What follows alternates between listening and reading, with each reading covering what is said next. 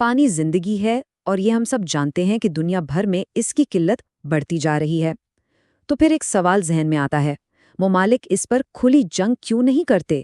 آج ہم ایک ایسے فریم ورک پر بات کریں گے جو اس حیران کن حقیقت کے پیچھے چھپی طاقت کی سیاست کو بے نقاب کرتا ہے۔ تو آئیے اس گفتگو کا آغاز ایک ایسے سوال سے کرتے ہیں جو پہلی نظر میں شاید تھوڑا عجیب لگے۔ اصل معاملہ یہی ہے۔ دیکھیں، تنازعات تو موجود ہیں، جھگڑے بھی ہوتے ہیں، لیکن وہ اکثر اس شدید اور کھلی جنگ کی شکل اختیار نہیں کرتے جس کی شاید توقع کی جا سکتی ہے۔ اچھا، تو اس معاملے کو حل کرنے کے لیے ہمیں صرف جنگ یا امن کی اس سادہ تقسیم سے آگے دیکھنے کی ضرورت ہے۔ بات اتنی سیدھی نہیں ہے۔ مسئلہ یہ ہے کہ روایتی طور پر جب بھی پانی کے تنازعات کا تجزیہ کیا جاتا ہے تو ایک بہت ہی اہم عنصر کو نظر انداز کر دیا جاتا ہے، اور وہ ہے طاقت۔ اصل مسئلہ صرف پانی کی مقدار کا نہیں بلکہ طاقت کے عدم توازن کا ہے جو ان ممالک کے درمیان موجود ہے جو اس پانی کو بانٹتے ہیں۔ تو اہم نقطہ یہاں سوچ اور نقطہ نظر کی تبدیلی ہے، یعنی ہم صرف وسائل کی مقدار سے ہٹ کر اس بات پر توجہ دے رہے ہیں کہ کنٹرول کی سیاسی حرکیات کیا ہیں۔ اصل کھیل پانی کی مقدار کا نہیں، اس پر کنٹرول کا ہے۔ اور یہیں سے ہمارے سامنے ایک بہت ہی طاقتور کانسیپٹ آتا ہے جو طاقت کے اس عدم توازن کو تجزیے کے بالکل مرکز میں رکھتا ہے۔ بہت سادہ الفاظ میں اس کا مطلب یہ ہے کہ دریا کے بیسن میں کوئی ایک ملک اتنا طاقتور ہو جائے کہ وہ غیر رسمی طور پہ ہی صحیح لیکن یہ طے کر لے کہ مشترکہ دریا کا پانی کیسے اور کس اصول کے تحت استعمال ہوگا۔ اور یہ فریم ورک جو بنیادی سوال اٹھاتا ہے کہ کس کو کتنا پانی کیسے اور آخر کیوں ملتا ہے، یہی سوال اس پورے مسئلے کی تکنیکی نوعیت سے پردہ ہٹا کر اس کی سیاسی حقیقت کو بالکل واضح کر دیتا ہے۔ چلیں اب ذرا آگے بڑھتے ہیں اور دیکھتے ہیں کہ یہ غلبہ دراصل قائم کیسے ہوتا ہے اور اسے برقرار کیسے رکھا جاتا ہے۔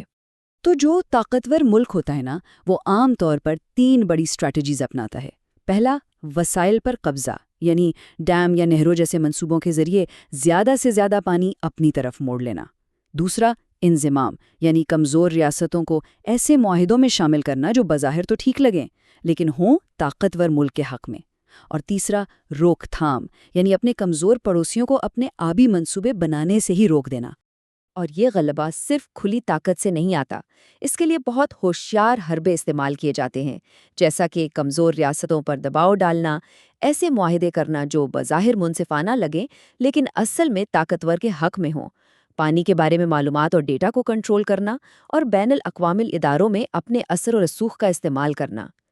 یہ طریقے شاید کھلی جنگ سے زیادہ سٹل ہیں لیکن اتنے ہی مؤثر ہیں۔ تو نتیجہ کیا نکلتا ہے؟ ظاہر ہے جو سب سے طاقتور ہے وہی جیتتا ہے۔ وہ سیاسی تعلقات سے لے کر پانی کی تقسیم تک ہر چیز کو اپنی مرضی کے مطابق شکل دیتا ہے، اور بین الاقوامی نظام کی کمزوریوں کا فائدہ اٹھا کر یہ کنٹرول اور بھی پکا ہو جاتا ہے۔ اور یہ سب صرف تھیوری نہیں ہے، اس فریم ورک کو اصل میں دنیا کے کچھ سب سے زیادہ متنازع دریاؤں پر اپلائی کر کے دیکھا گیا ہے۔ اس تحقیق میں 3 بڑے اور اہم دریاؤں کے بیسنز کا تجزیہ کیا گیا، نیل، اردن اور دجلہ و فرات، تاکہ یہ دیکھا جا سکے کہ زمینی حقائق کیا ہیں اور طاقت کا کھیل حقیقت میں کیسے کھیلا جاتا ہے۔ اور سب سے اہم بات جو سامنے آئی وہ یہ تھی کہ ان تمام کیسز میں طاقت کا توازن برابری کے تعاون کی طرف نہیں بلکہ ایک ملک کے غلبے کی طرف جھکا ہوا تھا۔ مطلب یہ کہ جو فیصلے ہوئے وہ اکثر یک طرفہ اور غیر منصفانہ تھے۔ اور یہی ہائیڈرو ہیجمنی کی اصل قیمت ہے۔ مطلب ضروری نہیں کہ کھلی جنگ ہو، لیکن ایک مسلسل غیر منصفانہ صورتحال بنی رہتی ہے، ایک لو انٹینسٹی کانفلکٹ چلتا رہتا ہے جو کسی حقیقی اور پائیدار حل تک پہنچنے ہی نہیں دیتا۔ تو سوال یہ ہے کہ اس پورے کانسیپٹ کو سمجھنے کا آخر فائدہ کیا ہے؟ اس سے ہمیں کیا حاصل ہوتا ہے؟ دیکھیں، یہ فریم ورک اصل میں ایک ٹول ہے۔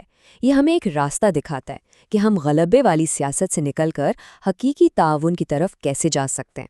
جب آپ طاقت کے اس پوشیدہ کھیل کو سب کے سامنے لے آتے ہیں تو پھر زیادہ منصفانہ حل کے راستے خود بخود نظر آنے لگتے ہیں۔ تو آخر میں یہ سوچنے کی بات ہے کہ کیا طاقت کی اس سیاست کو سب کے سامنے لانا ہی وہ پہلا اور سب سے اہم قدم ہے جو ہمیں پانی کی منصفانہ تقسیم کی طرف لے جا سکتا ہے؟ ایک ایسا مستقبل جہاں پانی زندگی دے، تنازع نہیں۔